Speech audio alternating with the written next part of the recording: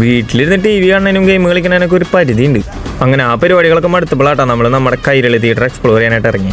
അപ്പോൾ Jurassic world കാണാനാണ് നമ്മൾ ഇന്ന് കൈരളിക്ക് പോണത്. നമ്മുടെ വടക്കേ സ്റ്റാൻഡ് പോകുമ്പോൾ ലെഫ്റ്റ് സൈഡിലായിട്ടാണ് നമുക്ക് നമ്മുടെ തിയേറ്റർ വരുന്നത്. അങ്ങനെ വണ്ടി പാർക്ക് ചെയ്ത് നമ്മൾ നേരെ അകത്ത് കയറി. അങ്ങനെ സ്റ്റെപ്പ് കയറി നേരെ ചെല്ലുമ്പോൾ നമ്മൾ കാണുന്ന അവിടുത്തെ കഫറ്റേരിയ കേട്ടോ. അവിടെ നിന്ന് നമുക്ക് കിട്ടിയ ഗ്ലാസ് വാങ്ങിച്ച് നമ്മൾ നേരെ അകത്ത് കയറിയിട്ടാ.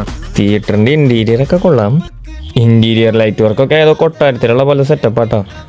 അങ്ങനെ അത് നോക്കിക്കൊണ്ടിരിക്കില്ല നമ്മുടെ തിയേറ്ററിൻ്റെ കർട്ടൻ റൈസറായി. അപ്പോൾ ഈ കാണുന്നതാട്ടോ നമ്മുടെ കർട്ടൻ റൈസറിൻ്റെ ആ ടൈമിൽ വന്ന ആനിമേഷനും കാര്യങ്ങളൊക്കെ.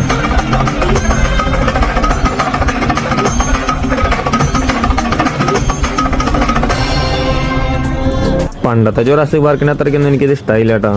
ഡിനോസറിനൊക്കെ ആകെ കുറച്ച് സമയത്ത് മാത്രമേ കാണിക്കണുള്ളൂ.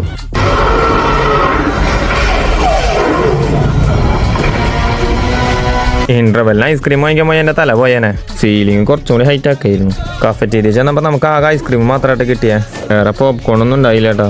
പിന്നെ ആദ്യമായിട്ടാ തിയേറ്ററിൽ 3D ഗ്ലാസ്സൊക്കെ വീട്ടിൽ കൊണ്ടൊക്കെ പറയണേക്കണേ. ഇങ്ങനെ സിനിമ കഴിഞ്ഞ് പോകണ വഴിക്ക് നമ്മളൊരു ഷേക്ക് കുടിക്കാൻ കയറിയിട്ടാ. നമ്മുടെ വലിയൊരു സെൻറ്ററിലുള്ള KR ഫ്രൂട്ട്സിൽ നിന്നിട്ട് നമ്മൾ ഷേക്ക് കുടിക്കാൻ കയറിയാൽ 50 രൂപ ഷേക്ക് ആണെങ്കിലും കൊള്ളായിരുന്നു.